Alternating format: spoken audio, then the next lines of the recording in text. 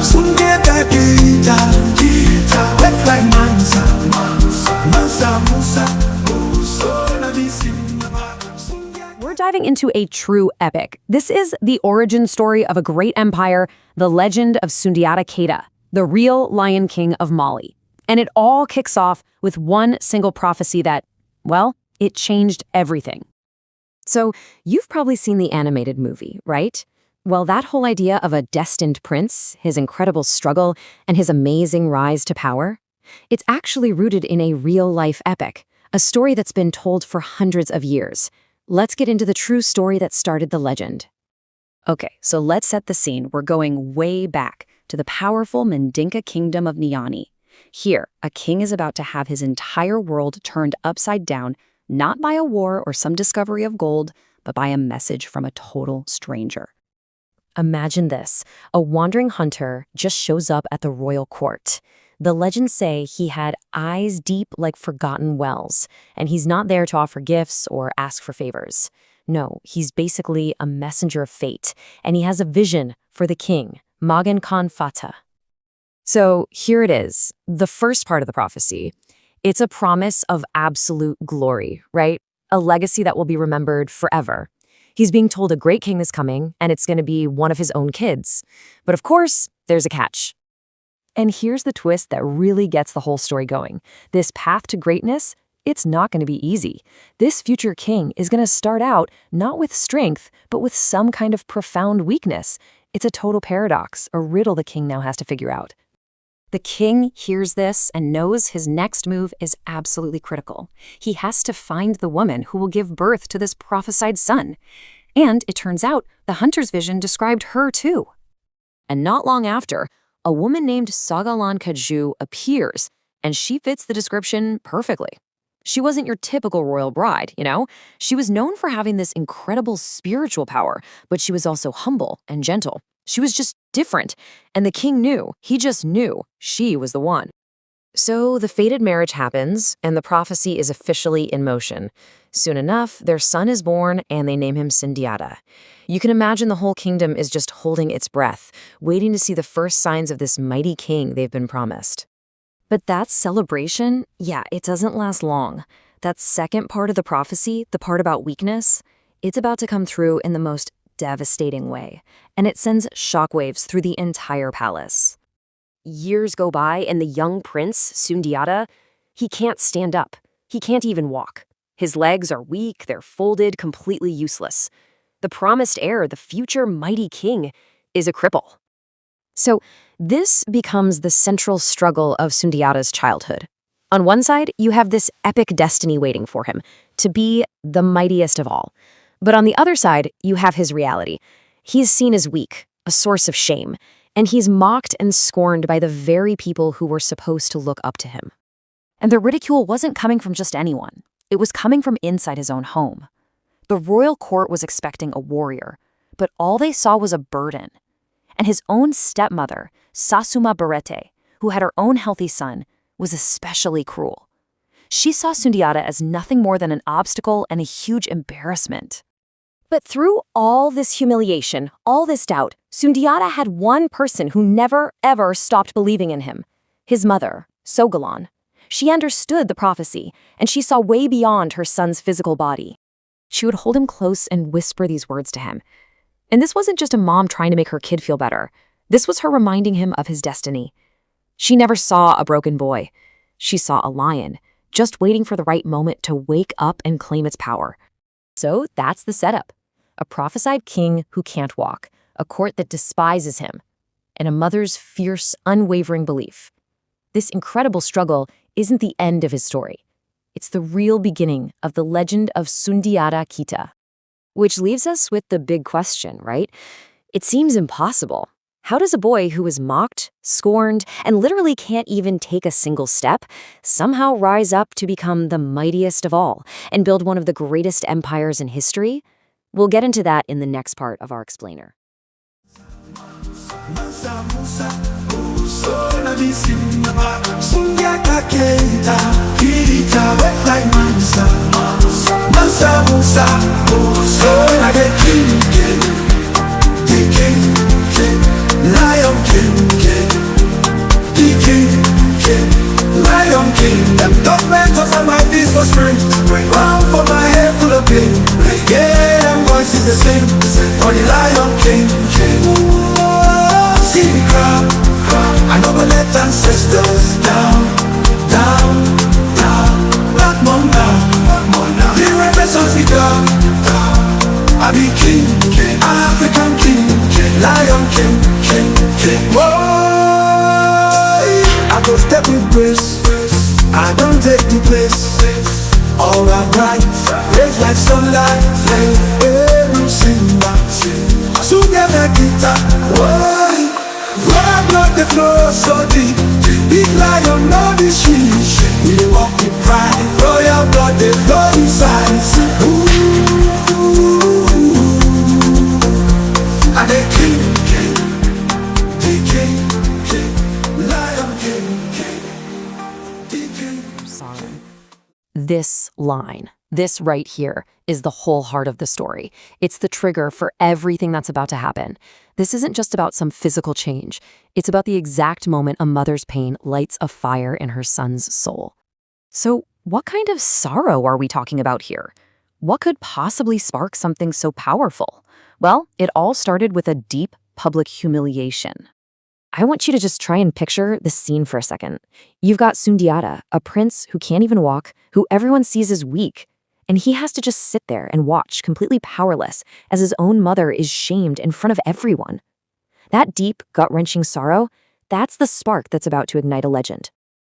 And that humiliation, it leads to this incredible act of defiance and a test, all centered around a single object, an impossible staff. I mean, this is the question on literally everyone's mind, right? And for the whole kingdom, the answer seems pretty obvious. Nothing. This boy is defined by what he can't do. But they are about to see something that will completely shatter every single one of their assumptions. So Sundiata's response to all this shame, he makes this just outrageous request. Bring me a staff made from the mighty baobab tree. The blacksmiths, probably laughing at him, decide to mock him. They forge a staff of solid iron instead. It's a challenge that's literally designed to be impossible, a way to put this crippled kid back in his place for good. And here it is, the moment of truth. Everything just stops. All eyes are on this little boy and the impossible weight that's in his hands. With this surge of power that nobody saw coming, he breaks the unbreakable. That iron staff, the very symbol of his own limitations, is just shattered. And in that one instant, so is everyone's perception of him. And get this, the story gives us this incredible little detail here. This isn't just a boy standing up for the first time. The legend says the very earth trembled, as if to signal that a true force of nature had just been unleashed. So, this brings us to the climax of his transformation. The boy that they all pitied is about to rise, and believe me, the world is about to feel it. You could hear a pin drop. The whole kingdom just watches, completely stunned. First, he pushes himself up off the ground. Then, for the very first time in his life, he stands. And he's not weak, he's not unsteady. He is tall, he is firm, and he is radiating pure power. And as if snapping a solid iron bar in half wasn't enough, he then does something that is straight out of myth. He walks over to that baobab tree he'd originally asked for, uproots the entire thing with his bare hands, and carries it back to his mother. The humiliation is answered with an absolutely impossible act of love and power. You know, this transformation wasn't just physical. It earned him a brand new identity, one that was going to echo for centuries. From that day on, he was known by a new name, one that he earned not by his birthright, but through sheer power. He was Simba of Mali, the lion. So why does this ancient story feel so familiar? Well, it's because its central theme is this incredibly powerful idea, an archetype that we still see all over our culture today. I mean, the parallels are just striking. You can't ignore them. You have Sundiata, a rejected prince who becomes the Lion of Mali. And then you have Disney's Simba, a shamed prince who becomes the Lion King. It is the exact same timeless story, a hero who has to overcome their past, their limitations, to finally claim their destiny. And that kind of leaves us with a final thought, doesn't it? This story, this narrative of the fallen hero who comes back stronger than ever, is clearly one of humanity's favorites. So the question is, where else do you see it? What timeless stories of transformation are we still telling and retelling today?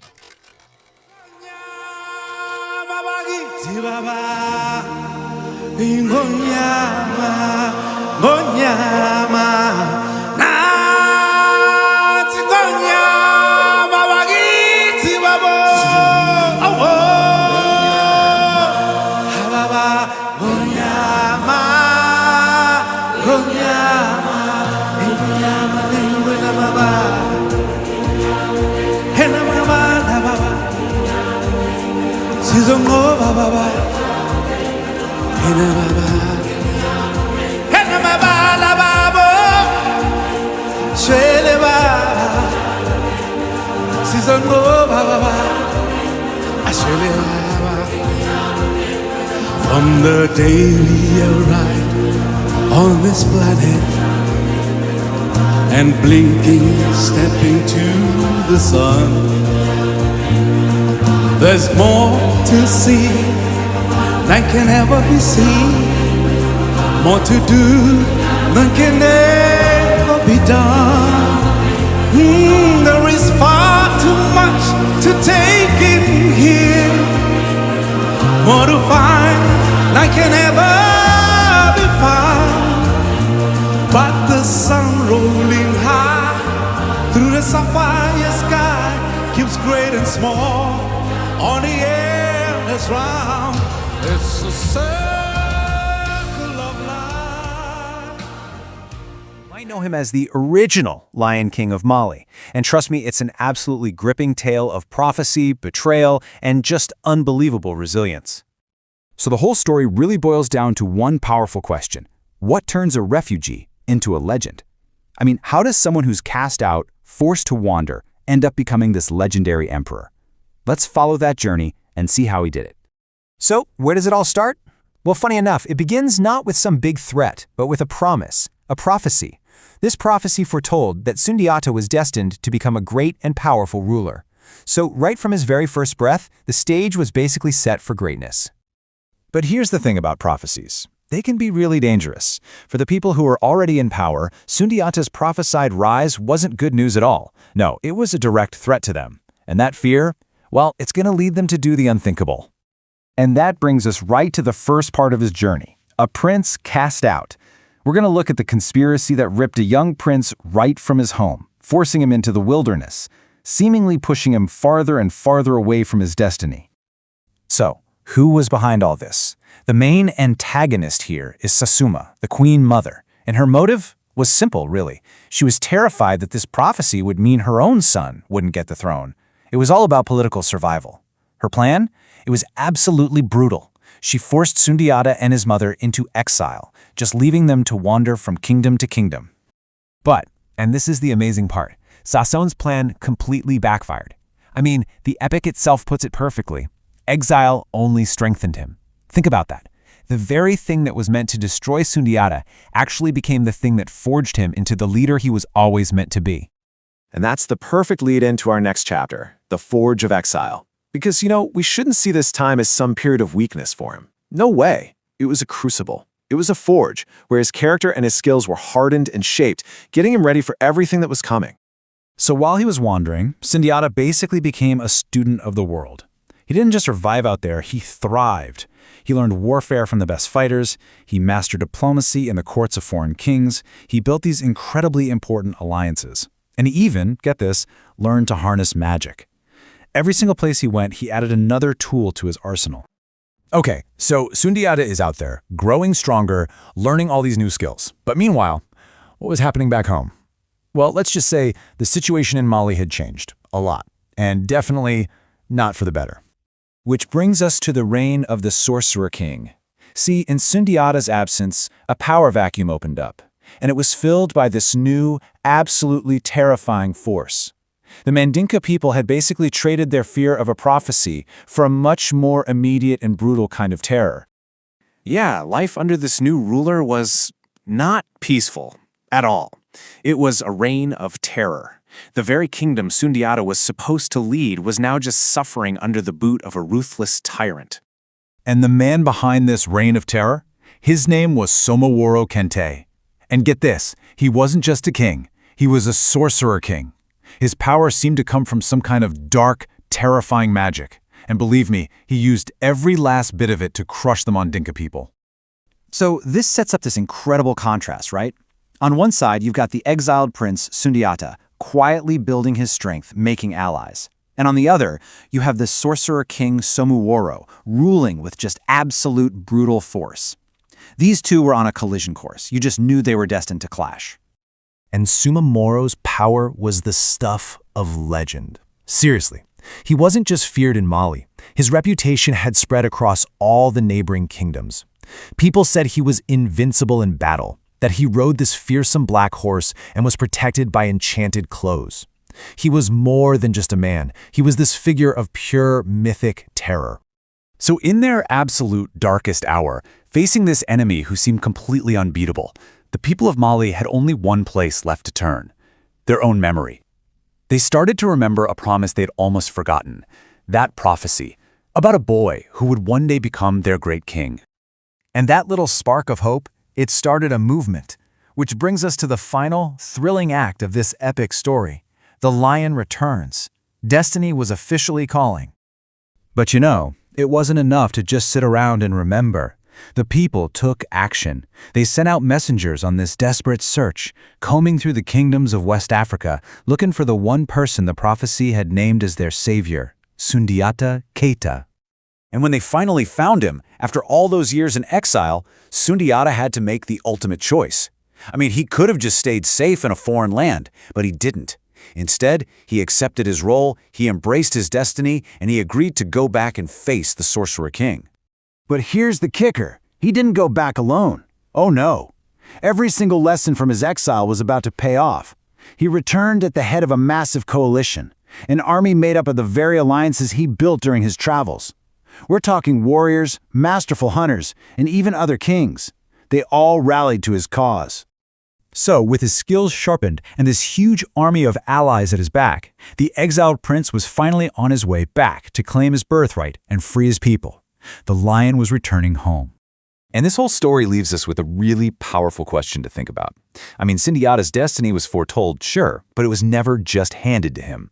He had to go through exile, he had to learn from everyone around him, he had to build an entire army just to claim it.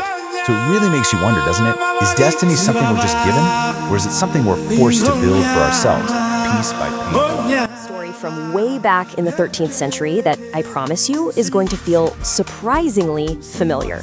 We're talking about an epic tale of magic, destiny, and the birth of one of Africa's greatest empires. Okay, so picture this. You've got an exiled prince, a wicked, super powerful usurper who's taken over his home, and this desperate all-or-nothing fight to reclaim a throne that's rightfully his. Now, if that sounds a little like a certain animated movie with some very catchy songs, well, you are absolutely on the right track. Except this story, it came first. But this isn't a battle between lions. No, this is a legendary showdown between a righteous heir and a terrifying sorcerer king. So let's meet the two guys at the center of it all. In one corner, we have Sundiata Keita. He's the rightful heir, a guy whose spiritual strength was said to be just as incredible as his physical power. And in the other corner, the usurper, Somoworo Kante, better known as the Sorcerer King. See, this guy wasn't your average warrior. He fought from the shadows, and get this, he could use magic to literally vanish and reappear wherever he wanted. I mean, how do you even begin to fight an enemy you can't see? Well, it turns out you don't fight magic with just muscles. You need a secret, a vulnerability. You need to find that one little crack in the sorcerer's seemingly perfect magical armor. And this, right here, is the key to the whole thing, isn't it? No power is truly absolute. For Sundiata, finding that single weakness was everything. His destiny, the future of his people, it all came down to this one secret. The answer came from a diviner who revealed this incredible tidbit. The key to defeating the sorcerer wasn't some legendary sword or a mighty spear. No, it was something way more specific and kind of weird. The sharp little spur on a rooster's leg. It's such a fascinating detail, right? This humble, almost random object holds the power to take down an unstoppable sorcerer. So Sundiata gets to work. He doesn't just find a spur. He crafts this special, mystical arrow, basically fusing this one-of-a-kind magical object to a weapon. Suddenly, it's not just an arrow anymore. It's the key to undoing dark magic, all packed into a single shot. With his secret weapon ready to go, the stage was finally set for the ultimate, world-changing showdown. So the two armies meet on the plains of Kirina. Just try to imagine that scene for a second. You've got Somaworo popping in and out of existence, causing total chaos and fear, while Sundiata and his army are holding their ground, just waiting for that one perfect moment. And then, it happens. Right in the middle of all that chaos, Sundiata takes aim and lets his one-of-a-kind arrow fly. Just a single projectile, carrying the fate of an entire nation. And it signs its mark. The impact wasn't just physical, it was magical. The second that Rooster Spur touched Sumo Uro, poof, his powers were gone. Just like that. He was suddenly just a normal, vulnerable man. You can just imagine the roar from the Mandinka armies as they realized their hero had done the impossible. You see, that single shot didn't just end a battle. It gave birth to an empire and created a legend that would echo for centuries. This is the story of how Sundiata became, you could say, the original Lion King. That victory at Kirina set off this incredible domino effect. First, it allowed Sundiata to finally unite all the scattered Mandinka clans under one flag. Then, from that newfound unity, he founded the Great Mali Empire, which became this absolute powerhouse of wealth and culture in West Africa. And that is how he earned his legendary title, Mansa Sundiata Keita. So this was way more than just a military win, you know? It was the fulfillment of a prophecy. It's this powerful story of an exiled boy, someone who was totally written off, who rises up through pure courage to take back what's his. A narrative like that, it's timeless. And that brings us right back to where we started, the core of Sundiata's epic, the exile, the evil usurper, the triumphant return. It's an archetype that we see again and again. So the next time you watch a movie or read a book about a fallen prince fighting to reclaim his throne, you can remember you're hearing an echo of this incredible, real piece of history. Oh, and that title he earned, Mansa, get this, it didn't just mean king. It meant king of kings, emperor. It was a title that basically screamed supreme authority, cementing his place in history not just as a ruler, but as the legendary founder of a massive empire, the true Lion King of Mali. So it kind of leaves you with this thought, right? The stories we love the most, the ones that feel so epic and larger than life, so often they have their roots in real events with real heroes. It just makes you wonder how many of our other favorite legends didn't start as fiction, but as history.